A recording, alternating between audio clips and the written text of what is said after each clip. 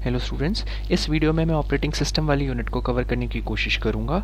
Operating system अपने आप में एक बहुत कॉम्प्लिकेटेड और कॉम्प्लेक्स टॉपिक है, बट मैं इसे बहुत ब्रीफ में और बहुत सिंपल लैंग्वेज में आपको समझाने की कोशिश करूँगा। हमारी वीडियो का फ्लो ऐसा चलेगा। सबसे पहले मैं आपको डिफ़ाइन करूंगा ऑपरेटिंग सिस्टम होता क्या है, इसकी परिभाषा आपको दूंगा। उसके बाद अलग अलग प्रकार के जो ऑपरेटिंग सिस्टम्स हैं, जो टाइप्स होते हैं, उनके बारे में मैं बात करूंगा। और लास्ट में मैं ऑपरेटिंग सिस्टम क्या क्या काम करता है आपके कंप्यूटर में, मैं उनके बारे में डिस्कस करूंगा।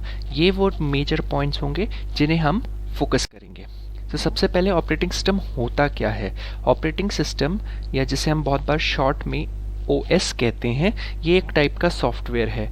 जनरली हम इसे एक सॉफ्टवेयर कहते हैं, बट बहुत बार ये एक सॉफ्टवेयर का कलेक्शन भी होता है। इसका मेजर काम है जो कंप्यूटर का हार्डवेयर है, जो सिस्टम है, डिवाइसेस हैं, उसका और इंसान जो इस सिस्टम को, इस कंप्यूटर को यूज़ कर रहा है, उनके बीच में एक लिंक बनना, एक माध्यम बनना, सो दैट ये इंसान इस कंप्यूटर को इस्तेमाल कर सके और कंप्यूटर इस इंसान की भाषा को समझ सके। ये काम ऑपरेटिंग सिस्टम का होता है। कंप्यूटर के जितने भी हार्डवेयर हैं, मीन्स जितने भी डिवाइसेस हैं, और कंप्यूटर में जितने भी सॉफ्टवेयर हैं जो आपने इंस्टॉल किए हैं या पहले से ही इंस्टॉल्ड आए थे, उन सभी को ध्यान रखता है, मैनेज करता है ऑपरेटिंग सिस्टम।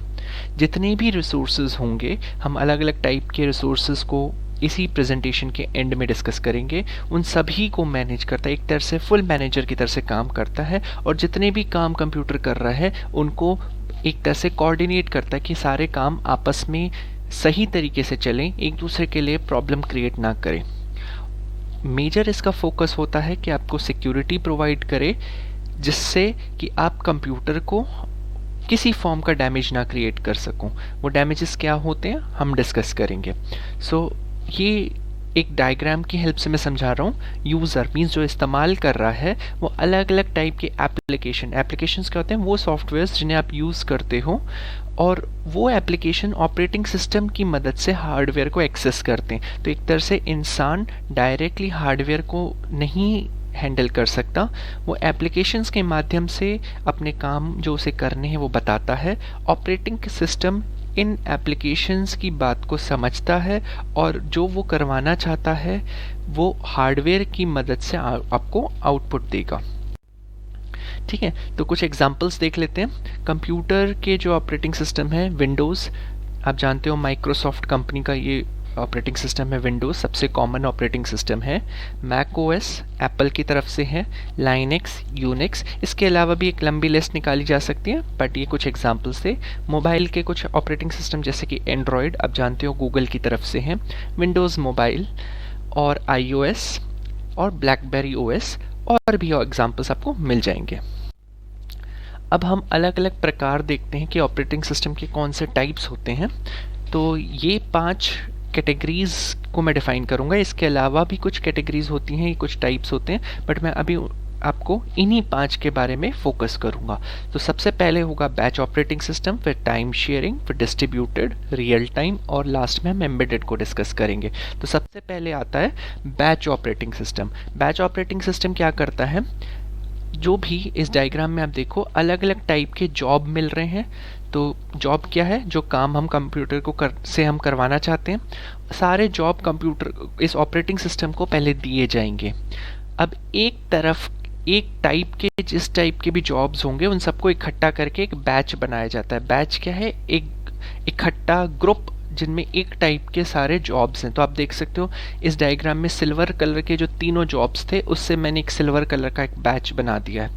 वैसे ही ऑरेंज कलर के जो जॉब था उसका एक ऑरेंज बैच बन गया है, और थोड़ा सा मडिश ग्रीन कलर के जो जॉब्स हैं उनसे मैंने मडिश ग्रीन कलर का बैच बना दिया। तो अब ये बैचेस बन गए हैं, और ये बैचेस एक एक करके CPU को दिए जाएंगे। मेजर इसका फ़ायदा क्या है इस ऑपरेटिंग सिस्टम का, ये पुराने ज़माने में ज़्यादा यूज़ होता था, आज के ज़माने में ये ऑपरेटिंग सिस्टम्स यूज़ नहीं होते।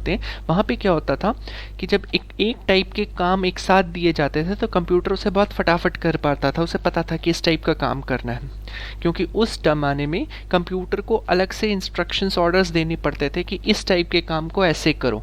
तो जब एक बार उसे समझा दिया जाएगा तो उस टाइप के सारे काम इकट्ठे उससे करवा लिए जाते थे।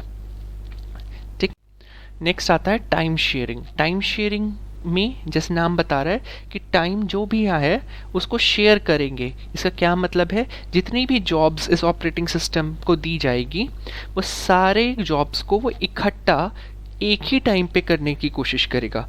जैसे कि एक छोटा सा एग्जांपल देता हूँ, आप अपने मोबाइल पे या कंप्यूटर पे बैकग्राउंड में गाना भी सुन रहे हो, साथ साथ में ईमेल्स भी चेक कर रहे हो, और हो सकता है कोई टाइपिंग भी कर रहे हो एमएस वर्ड की फाइल में। तो जब ये तीनों काम इकट्ठे हो रहे हैं तो कंप्यूटर एक्चुअली कैसे कर रहा होगा, वो जो भी टाइम है उसको शेयर कर रहा होगा कि ठीक है पहले ये करूँगा, फिर ये करूँगा, फिर ये करूँगा, फिर पहली चीज़ पे दोबारा आऊँगा। तो वो बारी बारी से सभी को करता रहेगा और एक ऐसी फीलिंग आएगी कि तीनों चीज़ें पैरेलल काम कर रही है, एक के बाद एक। उसे इतने फास्ट तरीके से किया जाएगा कि यूज़र को पता ही नहीं चलेगा कि ये एक के बाद एक हो रहा है, उसे लग रहा है तीनों एक साथ हो रहे हैं। नेक्स्ट आता है distributed operating system. Distributed operating system में क्या होता है, आपके पास बहुत सारे सिस्टम्स होते हैं और एक ऑपरेटिंग सिस्टम इन बहुत सारे सिस्टम्स को आपस में कोऑर्डिनेट करवाता है। तो होगा क्या, कुछ डेटा पहले कंप्यूटर पे है, कुछ डेटा दूसरे कंप्यूटर पे है, कुछ डेटा तीसरे कंप्यूटर पे, एंड सो ऑन। जब आपको कोई डेटा चाहिए होगा, आप अपने ऑपरेटिंग सिस्टम से कहोगे कि मुझे फेच करके ला के दो, वो आप दूसरा कंप्यूटर जिस पे वो डेटा होगा वो आपको डेटा शेयर करेगा। बहुत बार आप एक्चुअली क्या करोगे, जो भी रिसोर्सेज हैं वो डेटा के फॉर्म में भी हो सकता है, वो प्रोसेसर के भी फॉर्म में हो सकता है, वो जो भी रिसोर्सेज हैं हम उनको डिस्ट्रीब्यूटेड वे में रखते हैं और सारे रिसोर्सेज को सारे कंप्यूटर्स यूज़ कर सकते हैं, but via the operating system. तो एक तरह से हम कोई काम करवाना चाहते हैं, हम ऑपरेटिंग सिस्टम से कहेंगे और वो अपने आप देखेगा कौन से कंप्यूटर की हेल्प से वो काम हो सकता है। Next is real time operating system. Real time operating system जैसे कि नाम आपको बता रहा है, रियल टाइम मीन्स बिल्कुल जहाँ पे इंस्टेंटेनियसली आपको आंसर चाहिए होता है और यहाँ पे कंसिस्टेंसी भी होनी चाहिए।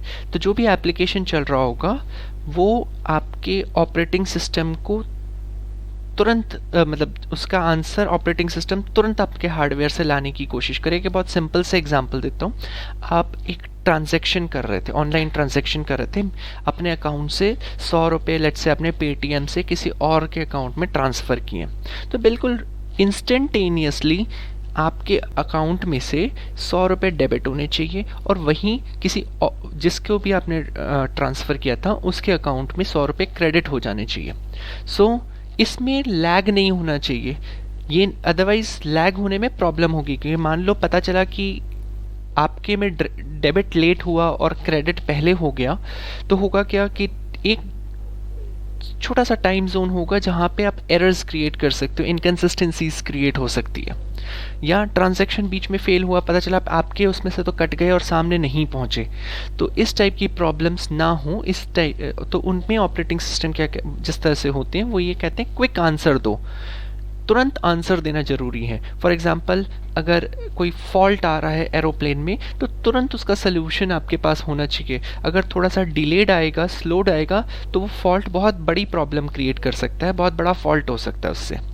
नेक्स्ट आता है embedded operating system. Embedded operating system generally आपके उन डिवाइसेस में काम करते हैं जहाँ पे बहुत ज़्यादा इंटेलिजेंस नहीं चाहिए, बट थोड़ा बहुत इंटेलिजेंस वो शो करते हैं। जैसे कि आपके स्मार्ट फ्रिजेस हैं, स्मार्ट आपके माइक्रोवेव्स हैं, इनमें क्या होते हैं कि ऑटोमेटिकली इनमें कुछ सेंसर्स होते हैं। जैसे आजकल के एसीज़ ऑटोमेटिकली सेंस कर सकते हैं कि बाहर का टेम्परेचर क्या है, फ्रिजेस सेंस कर सकते हैं कि बाहर का टेम्परेचर के हिसाब से अपने कूलिंग को एडजस्ट कर लेगा। माइक्रोवेव भी ये चीज़ कर सकता है, राइट। सो इस टाइप के जो ऑपरेटिंग सिस्टम्स होते हैं वो उसके लिए कस्टम हार्डवेयर होता है हर टाइप की चीज़ पे। सो अगर आपका फ्रिज के अंदर का ऑपरेटिंग सिस्टम है जो एम्बेडेड ऑपरेटिंग सिस्टम, वो आपके माइक्रोवेव में वर्क नहीं करेगा, और माइक्रोवेव का ऑपरेटिंग सिस्टम आपके कंप्यूटर पे वर्क नहीं करेगा या टीवी पे वर्क नहीं करेगा, राइट। सो इनके कस्टम हार्डवेयर है और ये ऑपरेटिंग सिस्टम उनसे डील करता है, उनसे काम करवाने की कोशिश करता है, ठीक है। नेक्स्ट हम आते हैं कि फंक्शंस क्या है, ऑपरेटिंग सिस्टम क्या क्या काम करता है। तो ये हमारे पास लिस्ट है, user friendliness, device management, process management, data management, memory management, storage management, network management, security, ये सारी चीज़ें एक एक करके अब हम डिटेल में डिस्कस करेंगे। सबसे पहले user friendliness. User friendliness means आप में से ज़्यादातर स्टूडेंट्स कंप्यूटर की उनको बहुत ज़्यादा इन डेप्थ नॉलेज नहीं है, बट स्टिल आप कंप्यूटर को यूज़ कर सकते हो। आपको बहुत ईजिली, अगर आपको एक फ़ाइल खोलनी है, आप कुछ नहीं करते हो, उस पर डबल क्लिक करते हो। मोबाइल पे आप कुछ नहीं करते हो, किसी भी ऐप पे सिंपली टच करते हो, वो ऐप अपने आप खुल जाता है। सो ये क्या था, आपको बिना अंदर की टेक्निकल डिटेल्स जाने हुए भी कंप्यूटर को, मोबाइल को आप यूज़ कर पाओ, ये फंक्शनैलिटी जो प्रोवाइड कर रहा है वो ऑपरेटिंग सिस्टम प्रोवाइड कर रहा है। अगर ऑपरेटिंग सिस्टम नहीं होगा तो आपको सारी टेक्निकल डिटेल्स पता होनी चाहिए। नेक्स्ट है डिवाइस मैनेजमेंट। आपके कंप्यूटर के साथ जितने भी डिवाइसेस कनेक्ट है, प्रिंटर्स हैं, आपका अगर आपके पास मल्टीपल मेमोरीज हैं, या हो सकता है इनपुट आउटपुट डिवाइसेस कनेक्ट हुए हैं, इन सभी को आपस में काम करवाना, एक एक डिवाइस को रिकॉग्नाइज करना और किस डिवाइस से कैसे काम किया जाता है, ये सारी चीज़ें जो ध्यान रख रहा है वो ऑपरेटिंग सिस्टम में। तो आप क्या करते हो, सिंपली कंट्रोल पी किया, एंटर किया, प्रिंट कमांड फायर हो गई और ऑटोमेटिकली प्रिंटर में से आपका पेपर निकल के बाहर आ गया, जिस पे जो आप प्रिंट करना चाहते थे हो गया। बट एक्चुअली ये पूरा काम कैसे हुआ, ये ऑपरेटिंग सिस्टम ने करवाया। उसने आपकी कमांड को समझा, उसने ये पूरा मैसेज आपके प्रिंटर तक भेजा, उसे बताया कि क्या प्रिंट करना है, कैसे प्रिंट करना है, क्या सेटिंग्स थी, वगैरह वगैरह। सो ये सारे जितने भी डिवाइसेस हैं उनको मैनेज ऑपरेटिंग सिस्टम कर रहा है। Next is process management. तो जितनी चीज़ें आपके कंप्यूटर में चल रही हैं उन सभी को मैनेज करना। फॉर एग्जांपल, आप गाना भी सुन रहे हो और साथ साथ में ईमेल्स भी चेक कर रहे हो, तो पीछे गाना बंद नहीं हो जाना चाहिए या रुक रुक के, अटक अटक के नहीं चलना चाहिए। ऐसा ना हो कि आपने उसे मिनिमाइज़ किया, वो गाना बंद हो जाए। सो जितनी भी प्रोसेसेस चल रही है, पीछे घड़ी चल रही है, ऑटोमेटिकली आपके टाइम हो रहा है, चेक हो रहा होता है, अलार्म्स आपने सेट किए होते हैं, वो ऑटोमेटिकली देखे जाते हैं। तो जितने भी प्रोसेसेस, कुछ आपके बैकग्राउंड में रन कर रहे होते हैं, कुछ आप फोरग्राउंड में मीन्स फ्रंट में रन कर रहे हो, उन सभी को मैनेज करना कि सारे ढंग से चलते रहें, एक दूसरे की वजह से उन्हें प्रॉब्लम्स ना आए, ये काम भी ऑपरेटिंग सिस्टम का होता है। Next is data management. तो जो भी डेटा आ रहा है इनपुट डिवाइसेस से, वो कैसे आएगा, ये ध्यान दिया जाए कि अगर एक से ज़्यादा इनपुट डिवाइसेस से डेटा आ रहा है तो किस तरह से इंश्योर किया जाए कि सारा डेटा लूज़ ना हो जाए, सारा डेटा आपके पास इंटैक्ट रहे। और वैसे ही अगर मल्टीपल हार्डवेयर डिवाइसेस या आउटपुट डिवाइसेस पे वो डेटा जा रहा है, उस डेटा को कैसे इंश्योर किया जाए कि जिस आउटपुट डिवाइस को जो डेटा चाहिए वही उसे प्रोवाइड किया जा रहा है, कोई डेटा बीच में करप्ट नहीं हो रहा, हर चीज़ का अपना फॉर्मेट अलग है, उसे करेक्ट फॉर्मेट में डेटा प्रोवाइड करना उन डिवाइसेस को, और उनसे जो भी फॉर्मेट में वो डेटा प्रोवाइड कर रहे हैं उसे लेना, ये सारा भी ऑपरेटिंग सिस्टम का रोल है। Next is memory management. So आपके पास एक रैम है, उस रैम में जो भी एप्लीकेशंस आप चला रहे हो वो सारी रैम के अंदर होती हैं, राइट। सो रैम, पिछले सेमेस्टर में आप इस चीज़ को पढ़ चुके हो। सो रैम, जिसे हम रैंडम एक्सेस मेमोरी कहते हैं, वो एक प्राइमरी मेमोरी है, और जो भी कैलकुलेशंस, जो भी प्रोग्राम्स आपके चल रहे होते हैं प्रोसेसर्स के फॉर्म में, वो सारे रैम के अंदर होते हैं। तो उसमें कौन से प्रोसेस को कितनी जगह दी जाए, सो दैट आपके रैम में कभी भी एक तरह से रैम आप प्रॉपरली यूटिलाइज भी कर पाओ, और जैसे रैम का जो पोर्शन चाहिए, जितनी रैम चाहिए जिस प्रोसेस को, वो उसे मिलती रहे, ये सारी रिस्पॉन्सिबिलिटी भी ऑपरेटिंग सिस्टम की होती है। Next is storage management. Storage में मीन्स हम सेकेंडरी स्टोरेज या हार्डवेयर, वो सारे हार्डवेयर जो एक्सटर्नल स्टोरेज की तरह से वर्क कर रहे हैं, हम उनकी बात कर रहे हैं कि आपने कुछ फाइल सेव की है तो वो हार्ड डिस्क में कहाँ सेव होगी। जब आप किसी फाइल पे राइट क्लिक करते हो या डबल क्लिक करके ओपन करते हो, तो उसे हार्ड डिस्क में से कैसे उसका डेटा उठा के लाया जा रहा है, सो दैट वो डेटा आपके सामने आ जाता है, ये सारी चीज़ें ऑपरेटिंग सिस्टम मैनेज करता है। Next is network. जब मल्टीपल डिवाइसेस एक दूसरे से कनेक्टेड हैं तो उनकी सिक्योरिटी का ध्यान रखना, वो डेटा कैसे ट्रांसफ़र करेंगे, कैसे नहीं करेंगे, उनके जो प्रोटोकॉल्स होते हैं वो सारे इंश्योर करना, ये सारा भी ऑपरेटिंग सिस्टम का काम है। एंड सिक्योरिटी, तो सिक्योरिटी मल्टीपल लेवल्स पे हो सकती है, जैसे कि यूज़र नेम पासवर्ड लॉगिन के वक्त हो, या हर फाइल पे आप पासवर्ड डाल सकते हो। आप अगर अलग अलग लॉगिन्स हैं तो ये इंश्योर कर सकते हो कि ये पर्टिकुलर यूज़र इस फोल्डर की फ़ाइल्स को नहीं देख सकता, सिर्फ इसी फोल्डर में वो अपनी फ़ाइल्स क्रिएट कर सकता है। इवन छोटी लेवल की सिक्योरिटी जैसे कि आपने कुछ डिलीट कर दिया, वो रिसाइकल बिन में चला जाता है, सो दैट अगर बाई चांस आपको रियलाइज़ होता है कि उसे डिलीट नहीं करना था तो आप उसे रिस्टोर कर सको। इस टाइप की छोटी मोटी सिक्योरिटी, इन शॉर्ट जो भी आप गलती कर सकते हो या जो भी गलत हो सकता है उसके अगेंस्ट एक काइंड ऑफ प्रोटेक्शन ये ऑपरेटिंग सिस्टम का रोल है। सो ये सारे फंक्शंस ऑपरेटिंग सिस्टम परफॉर्म कर रहा था। इसी के साथ मैं इस प्रेजेंटेशन को यहाँ पे एंड कर रहा हूँ। आई होप आप इससे समझ पाओगे, और अदरवाइज़ जो भी इश्यूज़ होंगे उनको नोट डाउन कीजिएगा। जो भी हमारी नेक्स्ट वीडियो कॉल होगी उस कॉन्फ्रेंस कॉल में हम इस पर्टिकुलर प्रेजेंटेशन के रिगार्डिंग जो भी आपके डाउट्स हो उन्हें सॉल्व करेंगे। Thank you.